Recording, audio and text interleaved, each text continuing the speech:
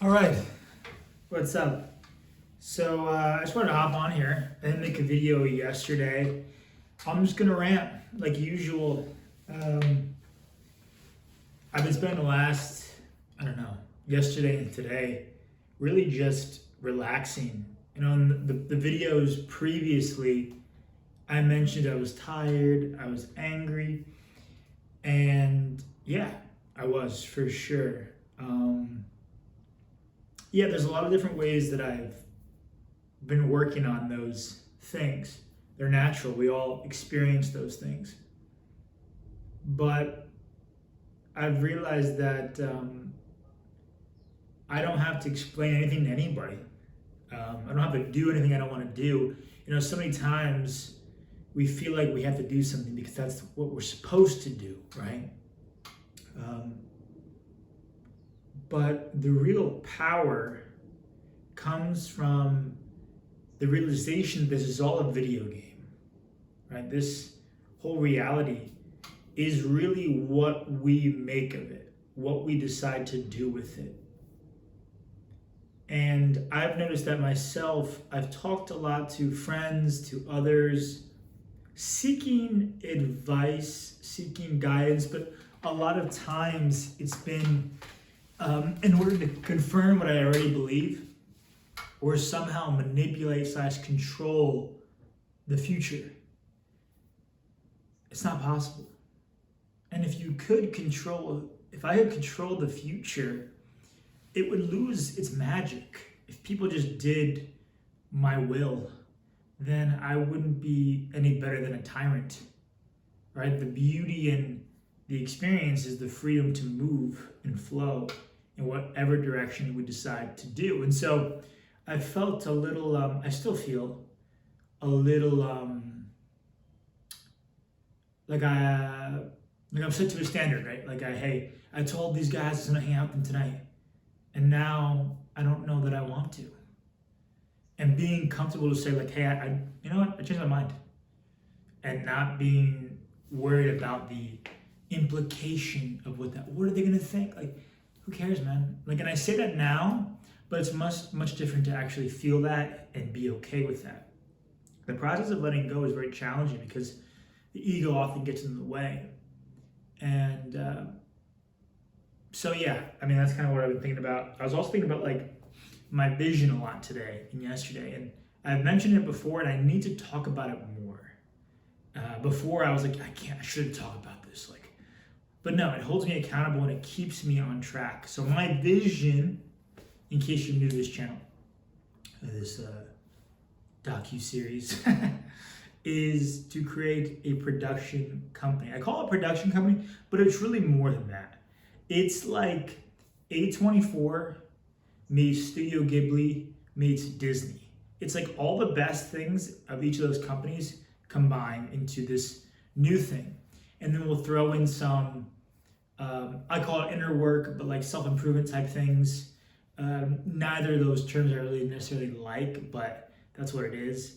And I'm really committed to building that. That is my life's purpose. And in the past, we talked about, well, how do you find your purpose? You just know. I imagine that's what you feel like when you found your life partner, not like a person who you end up marrying for like whatever 10 years and it doesn't work, but like somebody. I feel like this does exist. You find somebody and it's like, oh, this is it, right? I never experienced that, but I imagine that's what it's like. Well, this is what it's like for me with Point 5 in terms of my purpose. Like, this is what I'm supposed to do. In fact, this tripod says PT55 on it. And I remember getting the tripod, not knowing it said that on there. It's part of like the model or whatever. And I was like, oh, Jesus, like, that's wild. And so that is my vision. That's part of my thing, my thing. That's really what drives me forward and keeps me going, right? And especially the connection that has with independence and freedom. Because if I were to try to do this, I don't know, 20 years ago, the only route I could take is to work for somebody else's company and shadow them, build up connections capital, I guess, to then eventually take a risk. Where now I have social media, and so I'm less dependent on other people. It doesn't mean it's any easier. It's still going to be challenging, but it feels important that I do this in a unconventional way, a non-traditional way. And so right now I'm creating this fitness offer, and there is like this resistance that comes up where it's like, well, I don't want to be a personal trainer that's not my purpose. I don't want to be a ghostwriter. I don't want to be all these other roles I've taken on. But it's important that I remind myself that if I want to make SpaceX, if I want to go to Mars, to use Elon Musk's example, my Mars being like a new frontier of storytelling, a new approach to storytelling, I need to build some things first. And it's important to realize the gap between where I am and where I want to go, and what are the obstacles. So for me right now, honestly, and I've talked about this, it's finances. Like, okay, I got to figure out a financial system that catapults me out of the 9-to-5 grind and gives me the freedom and space, alleviates me of the pressure of having to, or being overwhelmed or anxious about how I'm going to make this work, right? Once that's alleviated, the stress will be so much less, and I can really focus on what I'm trying to do. And so these videos, right? Like, I didn't really know why I was doing the everyday thing. I saw Zach Pilgrab doing the everyday thing, and I knew, I was like, I can't optimize these videos given the quick turnaround time, but I do feel like it's important because I want to look back at these videos one day and be like, damn, like I made it. Look how far I came. And it reminds me a lot of like Gary Vee's wine library. And like that was his thing in the beginning, right? Like he worked at a wine store, and now he's doing all these incredible things. And he's making videos about wine tasting and stuff like that. And so we are in like a new era of discovery of mediums, of channels. And so I've been sitting here for a couple hours, not straight, but like intermittently, just journaling and working on ideas, and it feels really good. I don't feel, sometimes I feel pressure, like I have to go out and like have fun. I have to go out and meet people. I have to go out and talk to girls, like all these things, like because that's what I should be doing, right? Isn't that interesting? I should be doing. What I find is like when I do the things that I feel called to do and accomplish them for the day, I'm like, okay, I've conquered those tasks. Then I feel like I have the space to do those other things, that I have the desire to do those other things.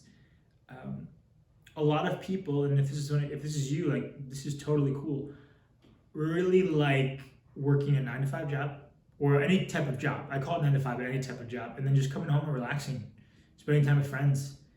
That's just never been me. Sometimes I wish it was. I feel like things would be a lot simpler, but I am grateful for this drive, this ambition, this desire to do something more. And lately it's been really trying to audit my time and my attention. I've been putting it towards the wrong things. I thought that's what's led to the stress, and I wouldn't call it burnout. I don't want to identify as someone being burnt out, but certainly maybe a creative rut, a flow rut, an obstacle, a dam that's been built, has been in trying to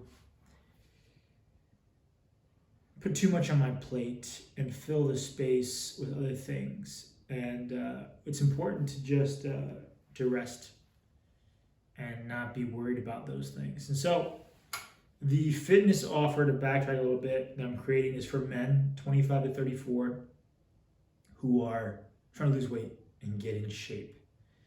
And the model I'm going to offer is a 3-month program. Right now I'm leaning towards $997 for 3 months with some sort of guarantee. I can't help men achieve this goal for free after 3 months. That's just very challenging, especially with both scale as well as like they need to be held accountable. Like the biggest thing for me has been being held accountable to my goals and having consequences for not meeting those goals. But there will be some sort of guarantee of some sort. I think the moment is like, I will help you another month for free if you follow the meal plan and the workouts like to a T.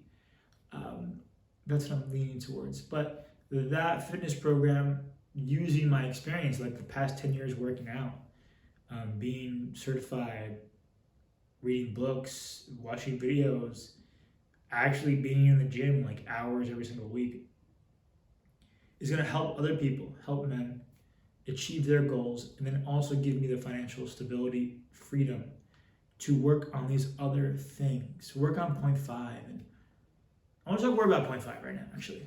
Hopefully we're still recording. Let me see if we're still recording. Okay, cool. I don't know how much memory I got left in this bad boy. But yeah, I was thinking about, because I've often gotten carried away with like, what is purpose? What does it do? Like, what problem do stories solve? And stories, right? I've always been naturally drawn to stories. I mean, I have a bunch of books here, but I read The Lord of the Rings every year, the whole trilogy. And then I got this book for Christmas, I want to say. Yeah, The Making of Middle-earth. The Worlds of Tolkien and The Lord of the Rings. This is just one example, right? Tolkien's world that he created. World building, storytelling.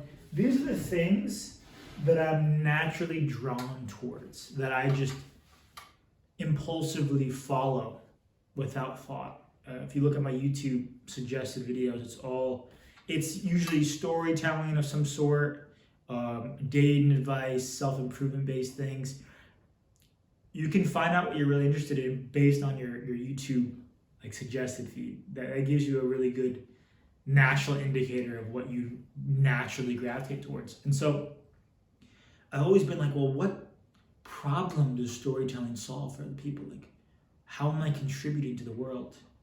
And maybe that's the wrong way to think about it. Maybe I don't even have to think about contributing to the world. I feel like it's easy to get caught up in like, how am I helping other people? When we create something for ourselves, right? And there is some conditioning that comes up for me around like, that's selfish to do something for yourself. Like, that is a false limiting belief. I'm aware of it, but it does unfortunately come up still.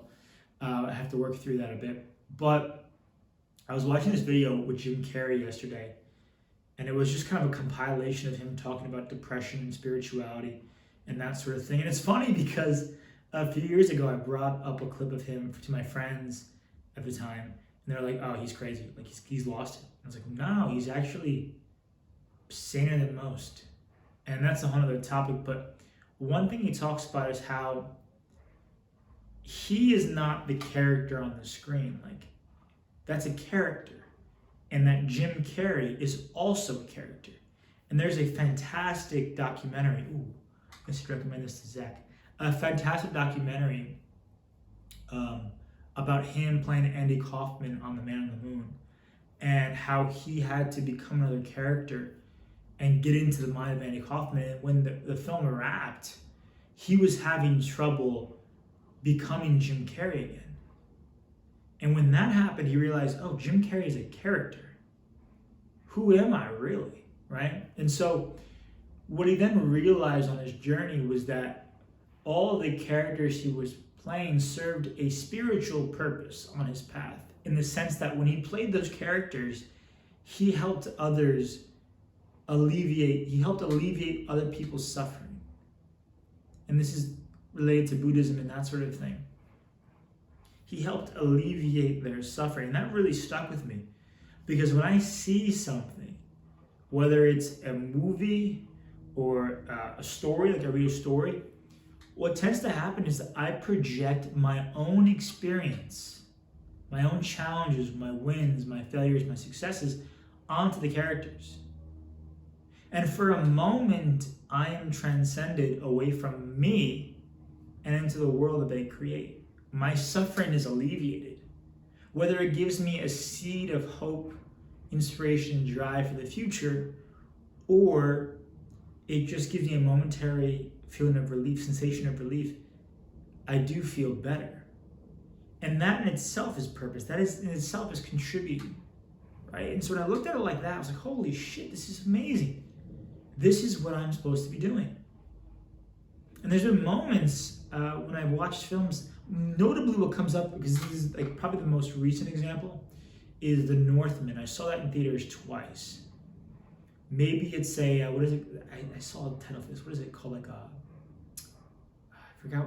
It was some title of some affirmation video, like a blood memory or something like that. I don't know, but I saw this film, and like my scalp was like tightening, and I felt like my heart rate increased, and I felt like a connection to this world somehow. And to be drawn into that story was just a really powerful experience. And so that's what I'm here to do. Now, to build a film takes a lot of people. It's not something you can do on your own. You can, I take that back, you can do anything. But the type of film that comes to my mind is one that requires the help of other people. You look at Bo Burnham, Inside, like that was one he made on his own. So you can do it for sure. But yeah, it requires people, it requires resources. And it requires a movement, right? Like I fell down like a Halo 3 rabbit hole earlier and yesterday too. I used to play this game all the time. In fact, when I was 6, my dad, if you're watching, I would play Combat Evolved, the first Halo, and shoot grunts, sitting in my dad's lap, like playing with the controller, shooting grunts. And that was a core memory for me. It is a core memory for me. And then I played Halo 2, the campaigns, and then Halo 3 was like the peak of the experience, because at that time I was in middle school. I was in 7th grade when it came out. 7th grade. I played before school, I played after school on the weekends. My friends and I would go play basketball at the park nearby, and then we'd come home, play Halo 3. And it was so much fun. And I watched these little series of documentaries on Bungie, the creators of Halo 1, 2, 3, and then in comparison, 343 Industries, who then took over the Halo franchise. And the difference in intention and focus.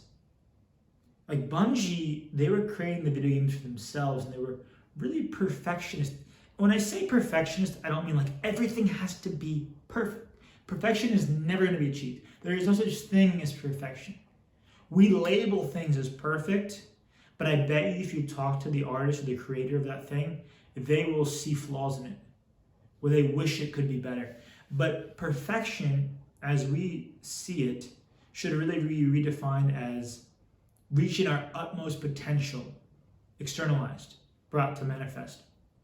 And so the Bungie guys were talking about, I use guys collectively, there's women involved too. I'm just using the word guys, it was majority guys for sure. And about how like, okay, it's really pretty, but we have to make it fun. Or, hey, we don't really know what this is, but we're gonna really try our best to do what we can. As opposed to the 343 guys, and it was just kind of like, it just felt like half-baked. And they didn't really care about the product. And so you see this time and time again. And what really created this spark in me to go down that rabbit hole was I passed a billboard the other day of the Halo show, the Paramount Plus Halo show. And Master Chief had his helmet in his arm. And you can see the guy's face. And I knew immediately this was going to be a flop. It's going to be a shit show. And that's not to speak poorly on like people that are really trying hard to make it something. They do the best they can. No, fuck that. No, it was shit. The reason why, and all it took for me was an image, a snapshot mentally to know that, was because Master Chief never takes off his helmet.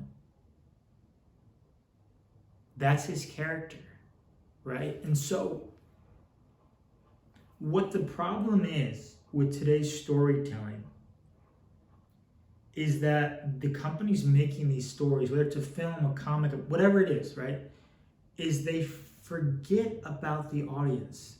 They disrespect, denigrate the IP and the audience when they try to make it appeal to everybody. When they have the hubris to think that they can just take something and do whatever they want with it.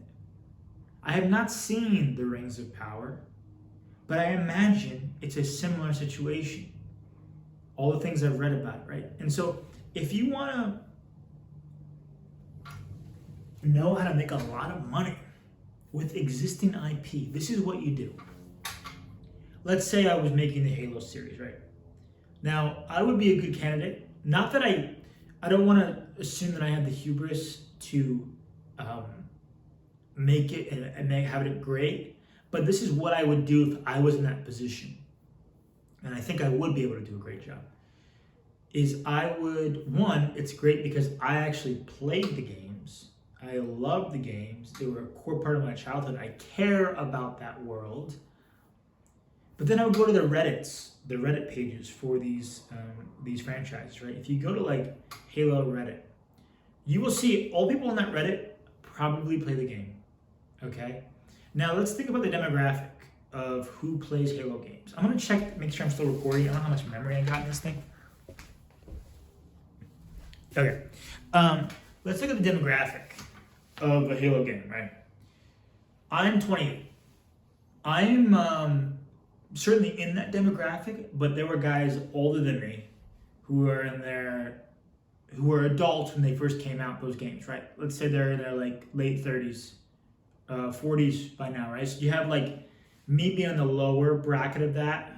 Let's say 25 years old to like 40 years old. Males, predominantly male. It's gonna for sure be predominantly male. Go to the Reddit channels. This is gonna be a Halo Reddit page. You'll find all the people in there talking about different things regarding Halo. You'll also find that there's Halo fanfiction. Go to the fanfiction pages. Find the people in those groups. Identify all the members of those groups, and then categorize them by gender, age, maybe even like geopolitical area, like where they located in the world. It's maybe a little less important, but it could be important for like advertising purposes, language purposes, right? And then ask them what they want.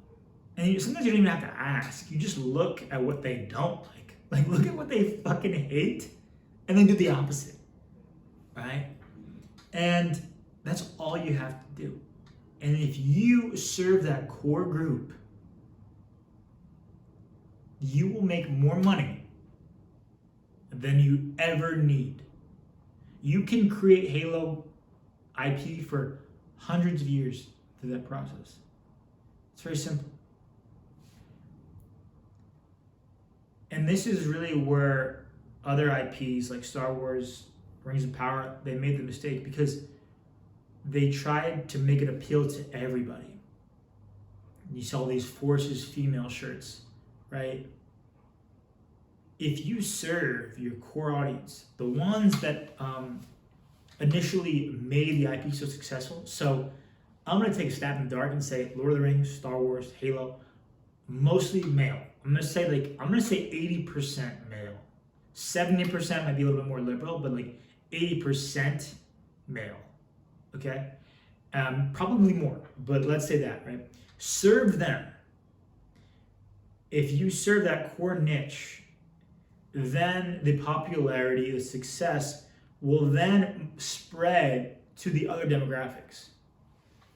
Now, if you want to reach a certain demographic like women or the African American community, whatever that demographic is, right?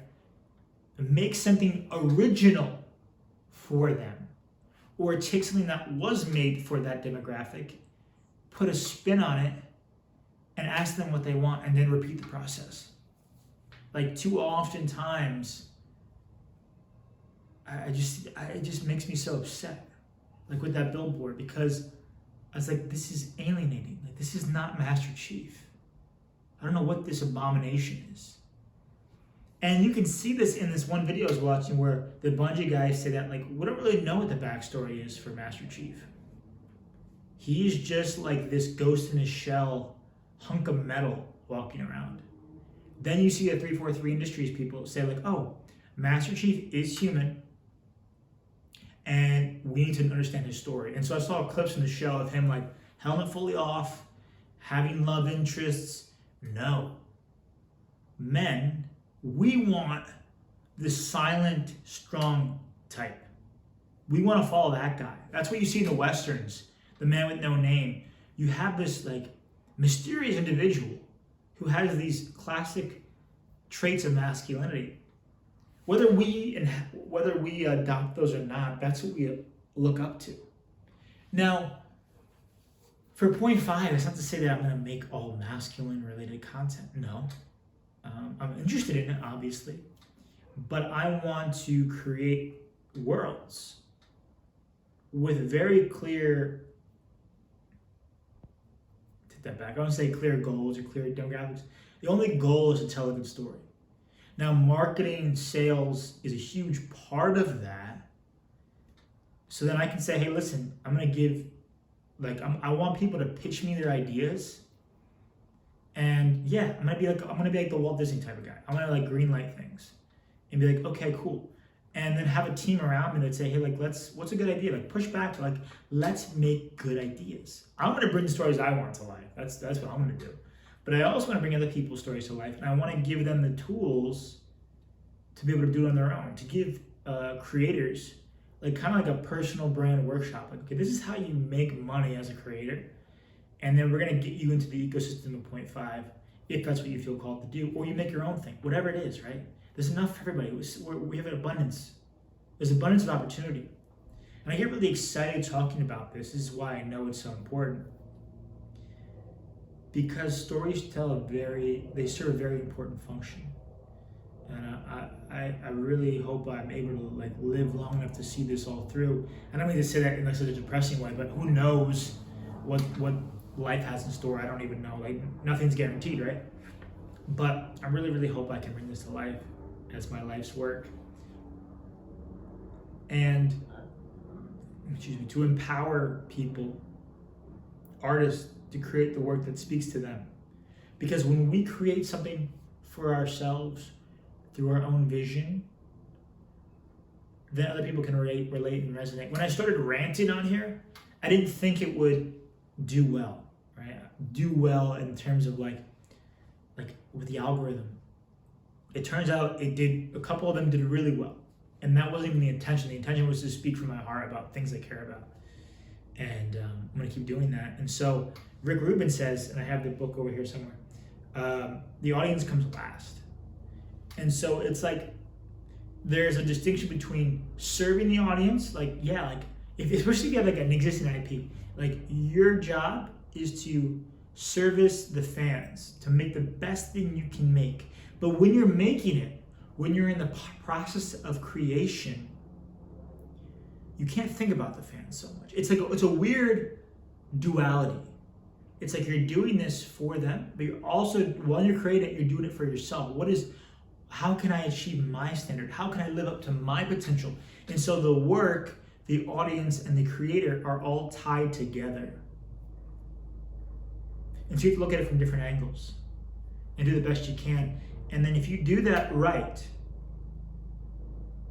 you will be successful. There's a lot of films that are incredible, and they didn't make much money. You know why they didn't make much money? Because they weren't marketed properly. They weren't understood. They weren't targeted towards the right audience. That's what I believe. I think about this movie right now, Treasure Planet, my favorite Disney movie. And there's a whole story behind the backstory of that movie. But the guy who made that made a bunch of Disney hits. But that one, they gave him a freebie, if I understand correctly. And they just didn't really market it or push it, right? And so we're in a new era now. And I'm not afraid to talk about these things because I believe that if I can make something truly great, by giving it my all, then everything else will fall into place the way it's supposed to. And this is a tremendous revolution I'm grateful to live through. It's so much bigger than me, and that's so exciting to be able to forget myself in the process of the work. And so, yeah, just to kind of reel back in, the fitness offer frees up my time, my energy, I'm going to pay off my student loans. I got like 40K in student loans. I got like 3K on a credit card right now I got to pay off. Pay off all that stuff and helping people. And then the next phase will be revealed. And in the interim, not being so focused on my script has been really helpful. If you recall, if you look back at my channel, you'll see I was live streaming my screenwriting process. And that felt very forced in hindsight. But now that I haven't been working on it, just like taking a break from it, a lot of ideas are coming up. And so perhaps it takes people a couple of years to write stuff sometimes, because it's not that they're not willing to write, it's just that creativity acts on its own time, often time. So having the space to do that is really important. Anyway, I'll be talking more about point 5. Perhaps I'll be, there's a YouTube channel called PT5. You can check that out. And I'm letting that unfold organically with my curiosities. Maybe I'll get like a merch line together of some sort that I could wear at the gym. Not like a gym merch line, but I'm being open to letting point 5 start and evolve as it will. It's going to be an ever-changing thing, much like ourselves. So yeah, this felt really good to do, and I'm really glad I was able to do it. The rest of the day, probably gonna just chill out, do some more writing, watch some YouTube, probably maybe a movie or something. I should probably go grocery shopping. And I got a lot of stress in my back right now, so I'll take care of that. But more videos to come. And if you watch this whole thing, I thank you. And even if you watch the clip or a little bit of it, thank you. And I'm excited to hopefully come back to this one day. 1.5 is exactly as I envision it. When it is exactly how I envision it. And look at all the progress I've made.